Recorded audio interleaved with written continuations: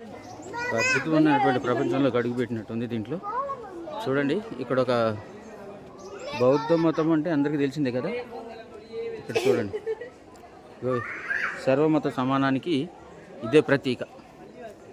ఎందుకంటే ఇక్కడ మస్జిద్ ఉంది, ఇది మస్జిద్ చూడండి, ఇదిగో మస్జిద్ నిర్మాణమై ఉంది.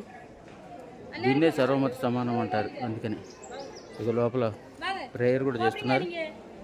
చూడండి బాగా దగ్గరగా, చూసారా? Very nice, beautiful. అట్లాగే దీనికి దగ్గరలోనే సర్వమత సమానం ఉన్నది, అందుకనే సమానత్వం. ఇదిగో ఇది హిందూ దేవాలయం, చూసారుగా, చాలా బాగుంది, వెరీ నైస్. 3 అతి దగ్గరగా నిర్మాణం చేశారు. నిజంగా ఇదొక అద్భుతం. తర్వాత దీన్ని ఆనుకునే ఒక బ్రహ్మాండమైన చర్చ్ ఉంది చూడండి.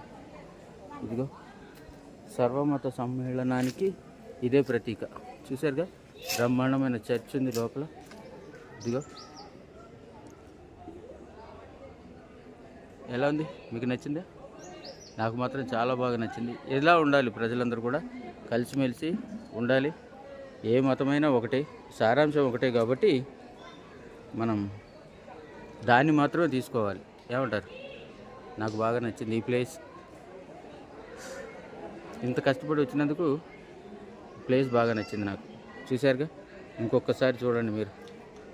ఇదిగో ఇది చర్చ్, ఇది దేవాలయం, అది మసీదు. ఇంకేం కావాలి చెప్పండి దీనికన్నా మీకు? ఆ 3 కూడా ఒక దగ్గర నుండి చూపించే